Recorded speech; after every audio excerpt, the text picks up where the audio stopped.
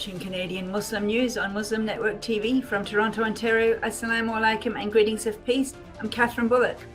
Later on, we will talk with Imam Abdallah Yousri from the Ummah Mosque in Halifax. They have partnered with Nisa Homes to open the first shelter for Muslim women in the Atlantic provinces. But first, some news headlines. Premiers say no progress from feds in healthcare funding. Bill 21 largely impacts Muslim women, say advocates. Manitoba food organisations see sharp increase in demand. Report details child victims by British military in Afghanistan. And now the details. Canada's premiers say no progress has been made after two-day discussions wound up yesterday with Ottawa regarding healthcare funding. Federal Health Minister Jean-Yves Duclos visited Vancouver for discussions with his provincial and territorial counterparts as provinces push for more federal cash for healthcare services. The premiers have requested a meeting with Prime Minister Justin Trudeau.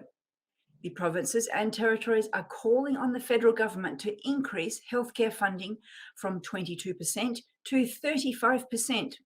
They also want to discuss the Canada Health Transfer, long-term federal funding for healthcare.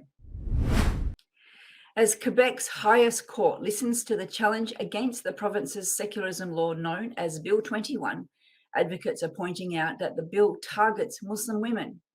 The lawyer representing the English Montreal School Board says that all 8 people who have lost jobs or could not be hired since Bill 21 was passed were Muslim women. Last year, the court upheld most of the provisions of the law. The bill prohibits public servants from wearing religious items at work. The bill is backed by the notwithstanding clause, which was invoked while drafting the legislation to protect it from court challenges.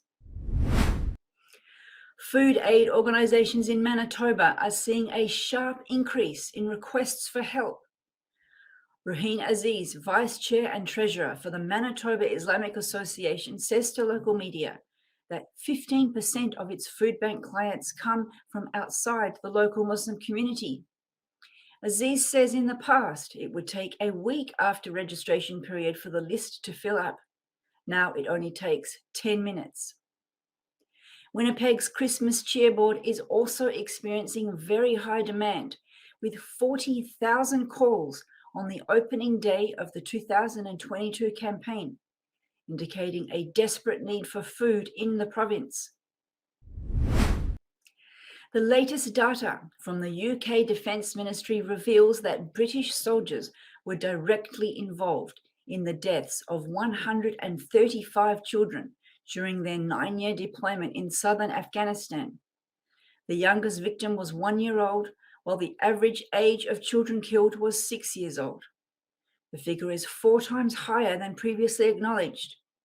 The data shows that the UK has paid compensation of about $1,800 to the families of 64 child victims.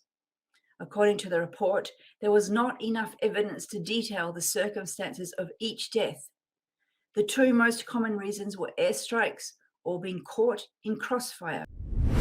And that's it for the news. The Ummah Masjid and Nisa Homes in Halifax are cooperating in a donation drive and packing event for the launch of the first shelter for Muslim women and children in the Atlantic region to serve all of Atlantic Canada. The shelter will provide safety and support for women restarting their lives. To talk to us about this initiative and other initiatives, we are joined by the Imam of the Ummah Mosque in Halifax, Imam Abdallah Yousri. Assalamu alaikum. Welcome to the show. Alaikum salam, Sister Catherine. We often celebrate firsts, but to have the first shelter for Muslim women, I mean, while it's commendable, it actually seems a little bit sad. Can you talk to us about the need, like why has this come about? Yeah, it is, this is the reality that we have to deal with sometimes. And I would say for us and for Muslims in the Atlantic, I would say this is very bringing lots of joy to families, knowing that they will have this safe space that is actually culturally and religiously suitable for them and for their needs. So it's a long overdue project that we have been working on since 2018 or so, Mm, trying to bring this to life mm. in the East Coast. You mentioned that people are happy to know that it's going to be there. And of course, it is important that there are helps for Muslim women. But we do hear anecdotes where if a woman wants to leave an abusive husband, she's usually told by the family, stay there, be patient, accept him. And there's all this shame involved for the woman on leaving. How are you preaching to the community and overcoming this in order to get women out into these safe spaces? Yeah, creating the safe spaces, I would say, is the first step that we Mm, are taking at the moment, and at the same time raising awareness in the community and making sure to spread also the word that these places are out there, which is the second thing we are doing at the moment, bringing communities together and raising this and spreading this out in the community, while we are working to hire the Muslim staff, those they are going to ensure and assure sisters and women in general, and also work with families to make sure we have the best environment in mm, these safe spaces. It's a process that takes time and efforts and also changing the perspective for families and for community members. It's actually a lot of work that requires lots of efforts from staff and from community members and from volunteers, which is mm. what we are trying to do with this project. And is there a plan to have something like anger management classes or men or some kind of for the men or some kind of focus on ending the abuse so that the shelters are not needed? Yes, absolutely. So this project actually is happening in partnership between the Atlantic Muslim Resource Center, that established by the Ummah Society, and Nisa Homes. Mm, So the Atlantic Muslim Resource Center will provide lots of other services for men and for women, for families, which is wide spectrum of services, including spiritual counseling, the general counseling for family, even for converts, counseling for even conflict, and family disputes, mm, and a wide spectrum of services that's going to be provided to mhm, community members. mhm, And there's another important part of this project, which is the kind of the prevention part of the project, which is to provide ongoing info sessions, ongoing workshops for mhm. men, for women, for families, actually, education in multiple languages to be working parallel. So there's intervention work, and at the same time, there's this prevention work happening at the same time. You mentioned a cooperation with Nissa Homes, which has shelters across Canada too. And I understand that the formal official launch is going to be on November 18th. Tell us about the launch event and what you're hoping people will bring when they attend. Yeah, correct. So on the launch event on November 18th, we are inviting the mainstream organizations that they do provide similar services here in Halifax, are connecting and networking with them, letting them know about the establishment and the launch of this project, whether the shelter or the Atlantic Muslim Resource Center. So in the core of our project is to connect with the current providers of these services, let them know about this project, and make sure that we are going to be collaborating with them when it comes to referrals, when it comes even to assist them with what they are dealing with and going through, which is a very important part of also of our project. Mm, Another, I would say, goal of this launch event is to raise the awareness or make the word publicly out there that we have established this service, and we are ready to receive clients, which is already happened, alhamdulillah. 2 weeks ago we started to have our first client in the house. And I saw on your, I think it was the Facebook, a call for donations. You've got a list of particular goods, and I'm sure you'll be happy to accept money. So if anyone wants to support you, we can direct them to your website. Oh, I do want to switch gears now. Ummah Masjid has, mashallah, been in the news for a lot of good things lately. And one of them was the support you were providing during Hurricane Fiona. You were sending meals to the community and allowing people to come in and charge their phones and things because their power was out.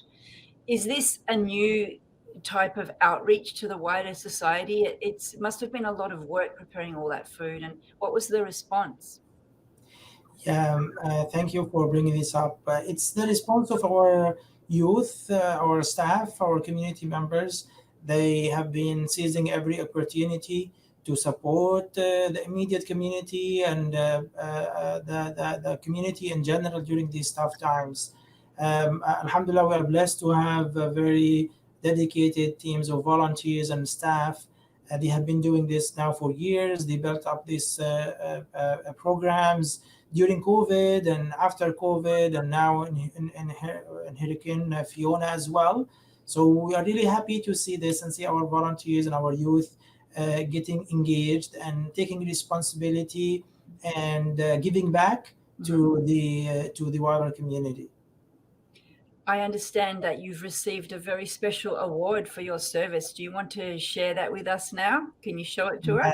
Yeah, thank you. So yeah, we the Nova Scotia, the government of Nova Scotia, and the Lieutenant Governor of Nova Scotia and the Minister of Culture as well.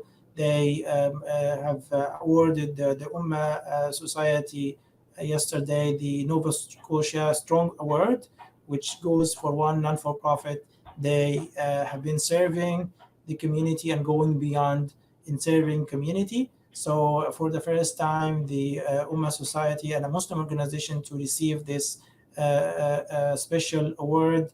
And we're really happy, alhamdulillah, yesterday to receive this. And we got one of our high school students, Sister Alia, to give the award remarks yesterday, which was really happy to see. Also, our youth taking this leadership role in delivering and giving back to the community. Well, congratulations. That's very, very, very deserved. Thank I you. wonder, we just have about a minute left. We heard also that Nova Scotia has for the first time recognized Islamic History Month. And do you think it's because of the contributions you've been making that it entered their radar, that this was a month worth highlighting? I would say it's multiple factors. We have been trying to do our best, and at the same time, our community and also our new elected Muslim official in the House of Assembly who brought this up to the attention of the House and was able to pass this motion. So it's, I would say, lots of factors. Community have been doing lots of good work in the community, participating and taking leadership in that.